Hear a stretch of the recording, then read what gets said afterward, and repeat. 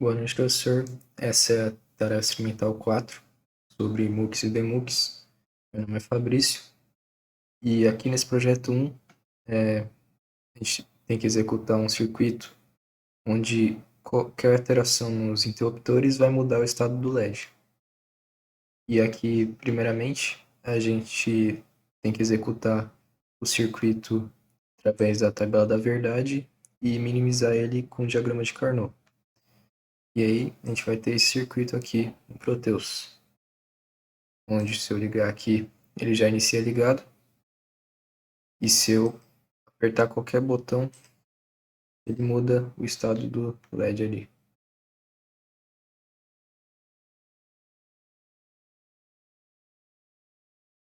Agora, partindo aqui para o segundo exercício, na letra B no caso, né?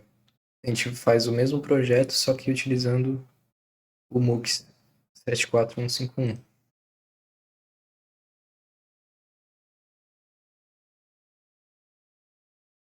Então, é a mesma lógica aqui da tabela da verdade. Então, se eu ligo aqui, ele já inicia ligado. Se eu colocar 001, ele vai para a segunda entrada aqui, que é 0. Se eu coloco o 2, ele vai para a terceira entrada. Se eu coloco o 3, ele vai para a quarta entrada e assim por diante. E no caso, então, o funcionamento, qualquer botão que eu apertar, ele vai alterar o estado do LED aqui na saída.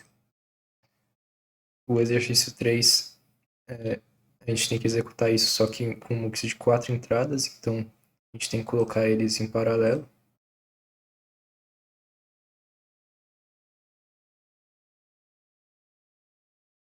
E fica assim o circuito. No caso aqui, a diferença é que para colocar eles em paralelo, eu tenho que ficar atento com essas duas entradas, porque uma tem que ficar barrada e a outra não. Aqui no caso, essa terceira, é, esse terceiro interruptor, no caso, ele vai ficar nas duas portas aqui, na 1E e na 2E, tanto em cima quanto embaixo. E no caso aqui, ele tem que ficar barrado aqui, porque no primeiro eu usei a seção 1 aqui, do MUX, né? E no segundo aqui eu usei a seção 2. Então, para que essa alteração ocorra e eu poder usar esses MUX em paralelo, eu tenho que fazer essa lógica aqui no 1E e no 2E, juntando eles, né? E aí o funcionamento é o mesmo, né? Se eu apertar qualquer interruptor, eu vou mudar o estado do LED aqui.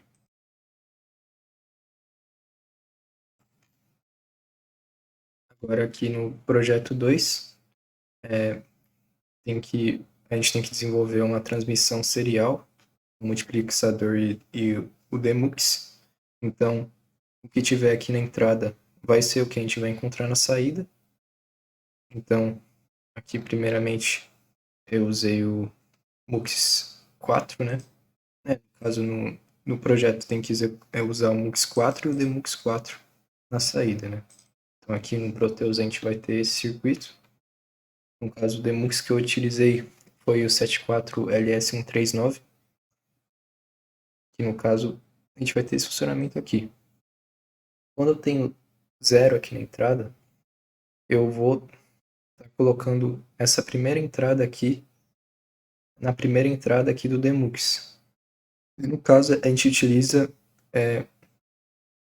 apenas um transmissor aqui, que vai passar para o demux, e a gente vai ter isso, uma saída igual à entrada, no caso, né? Então, se eu coloco 01, ele parte para a segunda entrada aqui.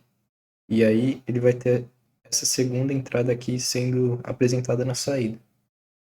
No caso aqui, ó, se eu colocar um aqui na terceira entrada, e no caso se eu colocar o 2 aqui, aqui permanece tudo ligado, porque ele interpretou que essa terceira saída aqui é essa aqui, então ela se mantém a mesma, né? até se eu desativar aqui, eu vou ter ela aqui também. Então, pode ver que é exatamente a terceira, a entrada é exatamente a terceira saída. E a mesma coisa aqui para o último, né? Se eu colocar o 4 aqui, no caso seria o 3. Se eu colocar o 3, eu vou ter essa saída 3 aqui nessa saída 3. E eu posso até mudar aqui o estado, que é realmente a saída 3. E no terceiro exercício, na segunda parte do projeto 2, agora essa parte que eu fiz manual, vai ser utilizada um flip-flop para poder fazer a varredura aqui da saída, para assim que tiver uma alteração aqui, vai aparecer na saída. Então, abrindo aqui, a gente tem esse circuito com o flip-flop JK e dependendo da frequência aqui que a gente tiver, a gente vai ter uma velocidade de varredura aqui na saída, né? Então, se eu dou play aqui, é a mesma ideia do outro circuito, eu vou ligar aqui os flip-flops. E no caso aqui, só vou colocar uma frequência menor para ficar mais visível. Vou colocar a padrão. No caso aqui, ó, com os flip-flops ligados, a gente pode ver que ele vai alterando sozinho aqui, por conta desse contador. Ele vai alterando sozinho aqui, fazendo uma espécie de varredura.